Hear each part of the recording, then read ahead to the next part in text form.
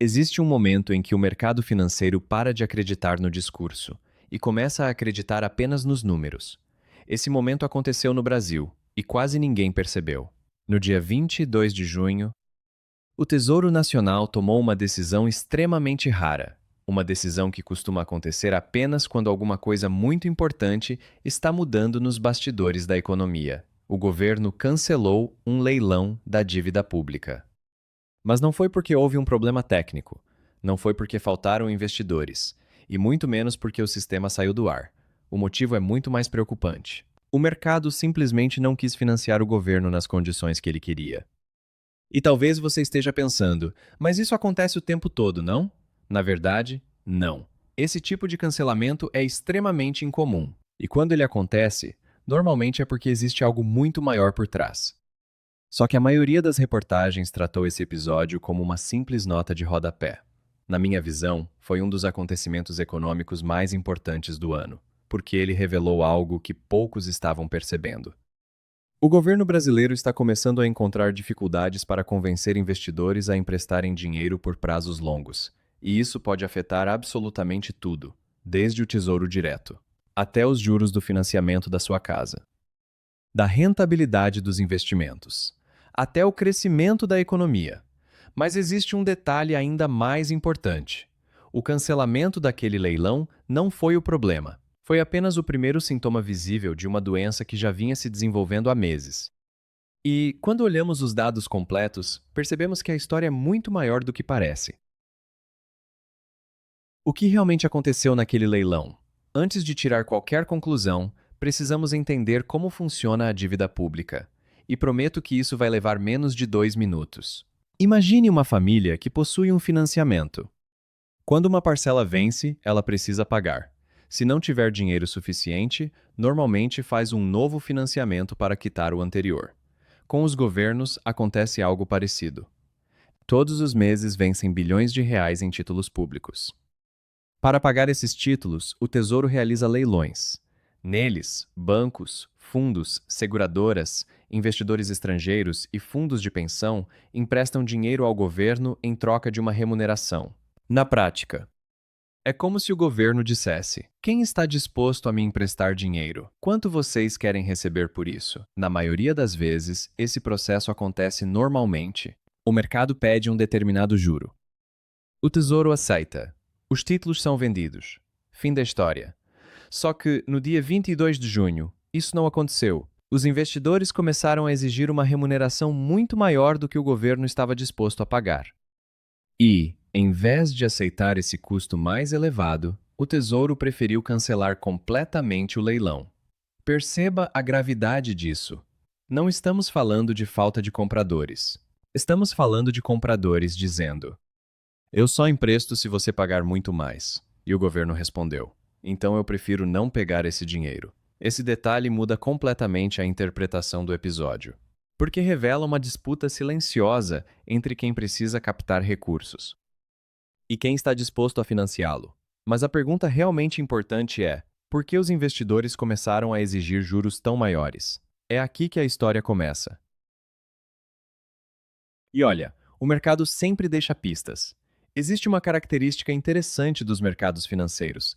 Eles raramente avisam quando uma crise começa. Na maioria das vezes, eles apenas deixam sinais. Pequenos sinais, quase imperceptíveis. Primeiro, os juros sobem. Depois, alguns ativos começam a perder valor. O custo para captar dinheiro aumenta. E, só muito tempo depois, esses movimentos chegam às manchetes. Foi exatamente isso que aconteceu agora. O cancelamento do leilão não surgiu do nada. Ele foi precedido por uma sequência de indicadores que já vinham apontando na mesma direção. O déficit fiscal voltou a crescer. A dívida pública continuou aumentando. O gasto com juros disparou e, principalmente, o mercado começou a exigir um prêmio cada vez maior para financiar o governo brasileiro.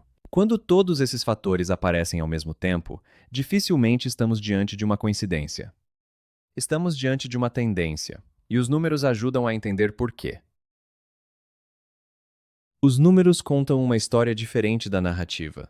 Vamos olhar rapidamente para alguns dados. A dívida pública federal já ultrapassa 12 trilhões de reais. Isso representa algo próximo de 94% do produto interno bruto. É o maior nível dos últimos anos. E continua crescendo. O déficit primário permanece elevado. Ou seja, o governo continua gastando mais do que arrecada antes mesmo de considerar os juros da dívida. Mas existe um número que chamou muito mais atenção do mercado. Em apenas um único mês, maio, o governo gastou aproximadamente 100 bilhões de reais apenas com juros. Preste atenção nisso. Não estamos falando de investimento em infraestrutura, nem saúde, nem educação, nem segurança pública. Estamos falando apenas do custo de manter a dívida funcionando. Nos últimos 12 meses, essa conta já ultrapassou, acreditem, 1 trilhão de reais. É um volume gigantesco de recursos. E quanto maior fica essa despesa, maior tende a ser a necessidade de emitir novos títulos. É justamente aqui que começa um ciclo perigoso. Quanto maior a dívida, maior o risco percebido. Quanto maior o risco, maior o juro exigido. E quanto maior o juro, mais cara fica a própria dívida. É um efeito dominó. E foi exatamente nesse ambiente que começou a surgir um problema em um título muito específico. Um título que, durante muitos anos, foi considerado praticamente o queridinho dos investidores de longo prazo, a NTN-B, o atual Tesouro IPCA. Só que algo começou a mudar. E quando você descobrir quem realmente parou de comprar esse título, vai entender por que aquele leilão precisou ser cancelado. Você deve estar pensando, mas espera aí, se o governo estava oferecendo juros maiores, por que alguém recusaria? Afinal, quanto maior o rendimento, melhor o investimento, certo? Na maioria das vezes, sim. Mas existe um momento em que juros muito altos deixam de ser uma oportunidade e passam a ser um alerta. É exatamente isso que está acontecendo agora. A pergunta que ninguém estava fazendo: o leilão cancelado envolvia principalmente um tipo específico de título, a NTN-B, hoje conhecida pelos investidores como Tesouro IPCA. E existe um motivo para isso chamar tanta atenção. Durante muitos anos, esse foi justamente um dos papéis mais disputados do mercado brasileiro. Não era um título qualquer, era praticamente o queridinho dos grandes investidores institucionais. Mas por quê? Porque ele resolve um dos maiores medos de quem investe para o longo prazo: a inflação. Imagine que você vai guardar dinheiro para se aposentar daqui a 20 anos. Ou que uma seguradora precise pagar milhares de aposentadorias no futuro. Ou ainda um fundo de pensão que administra bilhões de reais. O maior medo dessas instituições não é apenas ganhar dinheiro, é perder poder de compra. E é justamente aí que entra a NTN-B. Ela entrega duas coisas ao mesmo tempo. Primeiro, corrige o investimento pela inflação. Depois, ainda acrescenta uma taxa de juros real. Na prática, ela protege o patrimônio contra a inflação e ainda faz esse patrimônio crescer acima dela. É por isso que fundos de pensão, seguradoras e previdências sempre compraram esse título em grande quantidade. Para eles, não existe ativo muito parecido. O detalhe que quase ninguém percebeu. Agora vem a parte curiosa. Nos últimos meses, essas NTN-Bs passaram a pagar alguns dos maiores juros reais dos últimos anos. Em alguns vencimentos, mais de 8% ao ano. Além da inflação. Pense nisso por alguns segundos. Inflação, mais 8% ao ano. É uma remuneração enorme. Agora imagine a seguinte situação. Um banco chega até você e oferece um CDB pagando inflação mais 8% ao ano. Qual seria a sua reação? Provavelmente você perguntaria: onde eu assino? Mas com o governo aconteceu exatamente o contrário. Mesmo pagando cada vez mais, o interesse começou a diminuir. E essa talvez seja a informação mais importante de todo o vídeo. Porque ela mostra que o problema deixou de ser apenas o retorno. O problema passou a ser a confiança. Quando o mercado muda de comportamento, existe uma regra muito simples no mercado financeiro. Quem inspira confiança, paga menos juros. Quem transmite mais risco, precisa pagar mais. É assim com empresas. É assim com bancos. E também é assim com governos. O que vimos nos últimos meses foi exatamente isso. O mercado passou a exigir um prêmio cada vez maior para financiar o tesouro. mas existe um limite. Chega um momento em que aumentar os juros já não resolve mais. Porque o investidor começa a fazer outra pergunta: será que esse retorno está alto porque é uma grande oportunidade ou porque o risco aumentou?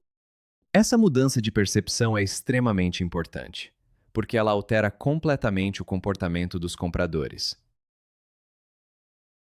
E veja que providencial. Surgiu um culpado perfeito depois do cancelamento do leilão.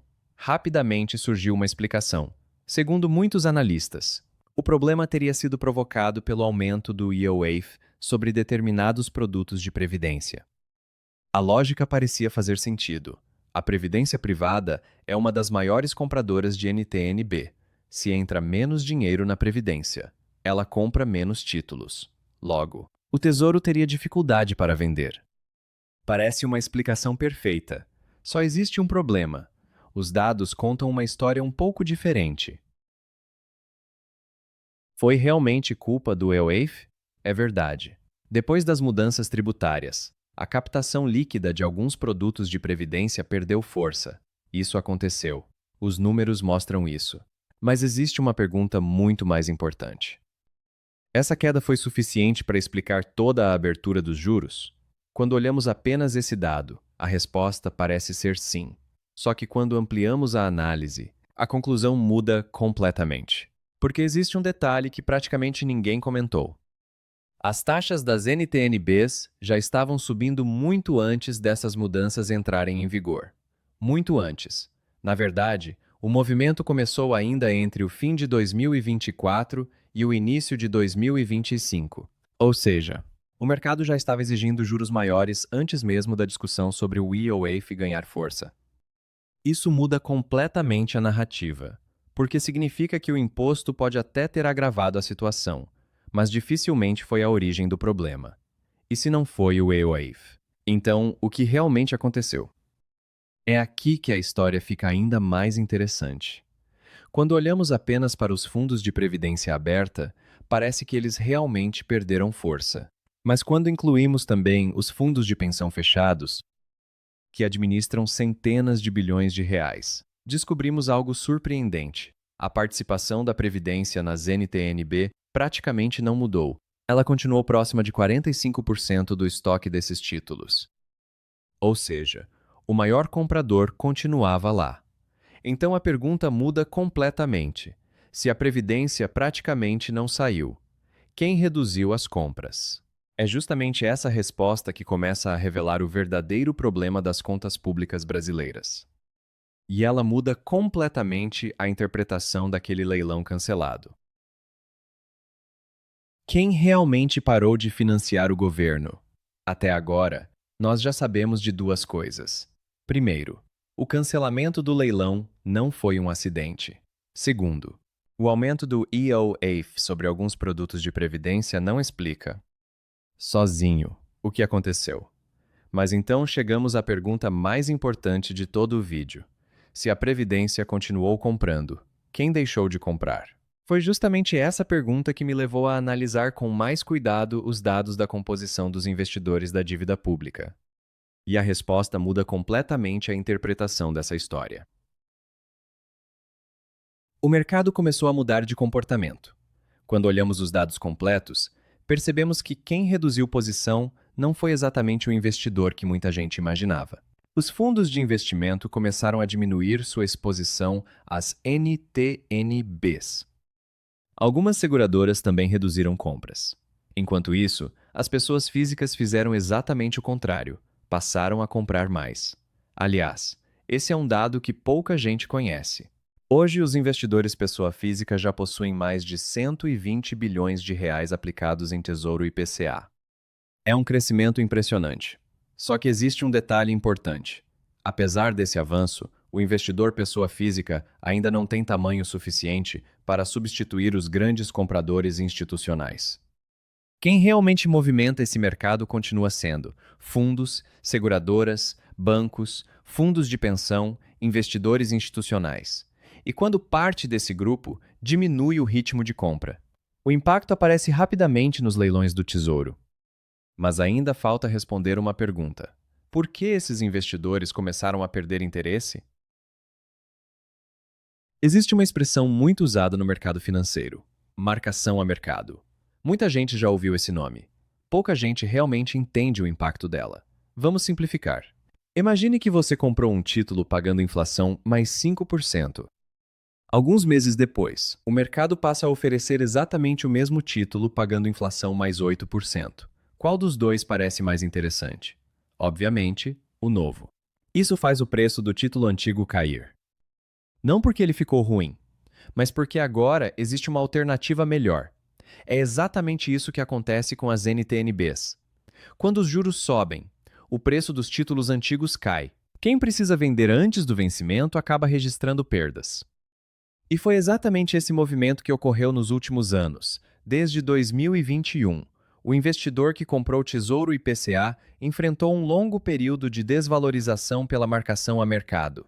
Enquanto isso, quem simplesmente ficou no CDI viu sua aplicação render mais com muito menos volatilidade. Resultado? Muitos gestores passaram a reduzir exposição às NTN-Bs. Não porque deixaram de acreditar totalmente nesses títulos, mas porque outras alternativas passaram a parecer mais confortáveis no curto prazo.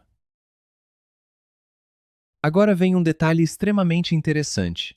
O governo percebeu exatamente a mesma coisa e começou a mudar sua estratégia, em vez de aumentar cada vez mais a oferta de NTN-Bs. O Tesouro começou a fazer justamente o contrário. Reduziu as emissões. Pode parecer estranho, mas pense comigo. Imagine que você está vendendo um carro. Cada comprador faz uma proposta pior do que a anterior. Você tem duas opções: aceitar imediatamente um preço muito baixo ou esperar um momento melhor. Foi exatamente isso que aconteceu. O Tesouro olhou para o mercado e percebeu: se eu insistir em vender agora, vou precisar aceitar juros muito mais altos. A decisão foi diminuir a quantidade de NTN-Bs ofertadas. Em alguns meses, elas passaram a representar apenas uma pequena parcela das emissões totais. Além disso, vieram os cancelamentos dos leilões.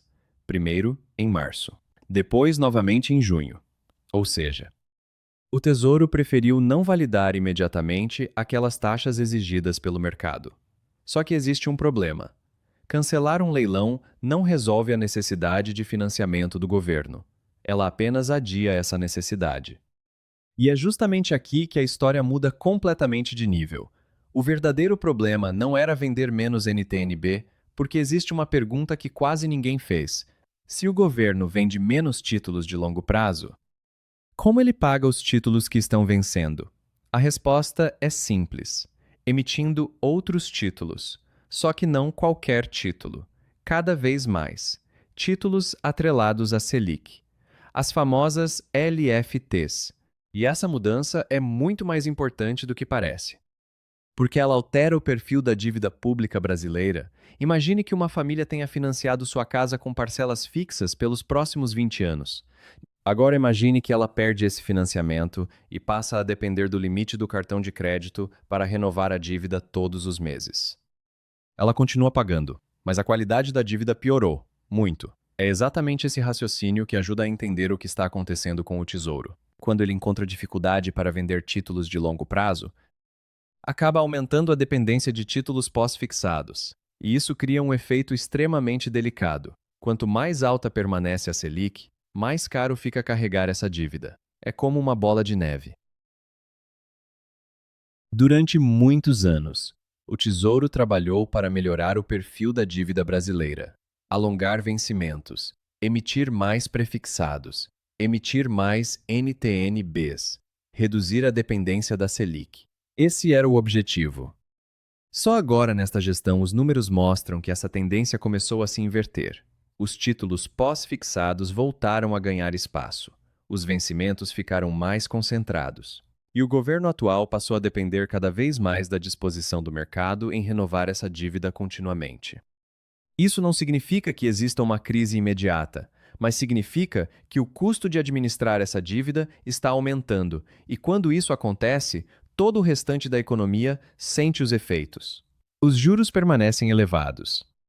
O crédito fica mais caro. Empresas investem menos. Famílias financiam menos. O crescimento desacelera. Perceba como tudo começou com um simples leilão cancelado. e nos trouxe até uma discussão muito maior sobre a qualidade da dívida pública brasileira. Mas ainda falta responder a pergunta mais importante de todas. Se esse problema é fiscal, o que o governo pode fazer para mudar essa trajetória? Aumentar impostos resolve? Reduzir gastos resolve? Ou existe outro caminho? É exatamente isso que vamos analisar na última parte deste vídeo. Chegamos à pergunta que realmente importa. Depois de tudo isso, o Brasil está prestes a enfrentar uma crise da dívida? A resposta é: ainda não, mas pode mudar muito rápido. E o mercado está deixando um aviso muito claro. E ignorar esse aviso pode sair caro. O que o governo pode fazer? Na prática, existem apenas 3 caminhos.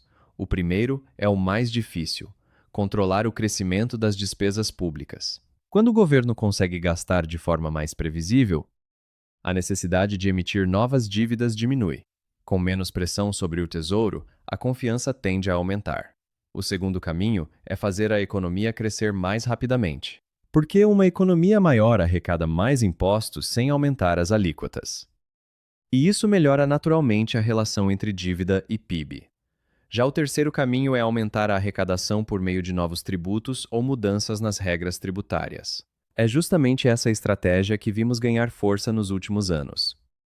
Ela pode gerar receitas no curto prazo, mas, sozinha, dificilmente resolve um problema que o mercado considera estrutural, porque investidores não olham apenas para quanto o governo arrecada hoje. Eles olham principalmente para a trajetória da dívida nos próximos anos. É isso que determina quanto estarão dispostos a emprestar e por qual preço. E o próximo governo terá um problema e tanto de herança. Essa é uma comparação que aparece sempre. O Japão deve mais de 200% do PIB. Os Estados Unidos também têm uma dívida enorme. Tudo isso é verdade. Mas existe uma diferença fundamental. Esses países conseguem se financiar pagando juros muito menores do que o Brasil. Além disso, conseguem emitir dívida por prazos muito mais longos. Em outras palavras, o problema nunca foi apenas o tamanho da dívida. O problema é quanto custa carregá-la. É exatamente por isso que o mercado acompanha cada leilão do Tesouro com tanta atenção. Porque ele funciona como um termômetro da confiança dos investidores. No começo deste vídeo, eu disse que o cancelamento do leilão era apenas um sintoma. Agora fica mais fácil entender por quê. O mercado não rejeitou o Brasil. O mercado também não disse que o governo deixará de pagar suas dívidas. O recado foi outro. Para continuar financiando o país, queremos uma remuneração maior. E quando essa exigência aumenta de forma consistente, o custo da dívida sobe. Os juros permanecem elevados. O crédito fica mais caro. O investimento diminui. E toda a economia sente os efeitos. Foi exatamente essa mensagem que aquele leilão revelou. Se você investe em renda fixa, ações, fundos imobiliários ou simplesmente acompanha a economia, existe uma conclusão importante. A dívida pública deixou de ser um assunto restrito aos economistas. Ela influencia praticamente tudo: a Selic, o dólar, o crédito, o financiamento imobiliário, o desempenho da bolsa e até o rendimento do seu tesouro direto. Por isso, entender a trajetória fiscal do país não é mais uma curiosidade. É uma ferramenta para tomar decisões melhores sobre o seu próprio patrimônio. Agora, nossa conclusão aqui do canal é que o cancelamento daquele leilão não representa uma crise, mas também não deve ser tratado como um evento sem importância. Ele mostrou que os investidores estão mais cautelosos para emprestar dinheiro ao governo brasileiro por prazos longos. E confiança é um ativo curioso. Leva anos para ser construída, mas pode começar a desaparecer muito rapidamente. Nos próximos meses, acompanhar os próximos leilões do Tesouro talvez seja tão importante quanto acompanhar a decisão da Selic. Porque eles mostram, em tempo real, quanto o mercado acredita, ou não, na trajetória das contas públicas brasileiras. Agora eu quero ouvir você. Na sua opinião, o governo conseguirá recuperar a confiança do mercado ou os juros continuarão elevados por mais tempo? Escreva sua análise nos comentários. Eu faço questão de ler as melhores respostas e continuar esse debate com vocês. Se este vídeo trouxe uma visão diferente sobre um tema que normalmente é explicado de forma complicada, deixe seu like, compartilhe com quem acompanha a economia e inscreva-se no canal. Manda este vídeo para quem precisa entender o rumo que estamos tomando e proteger o próprio patrimônio. Porque aqui a ideia não é apenas acompanhar as notícias. É entender o que realmente está acontecendo por trás delas e como elas vão afetar sua vida e seu patrimônio.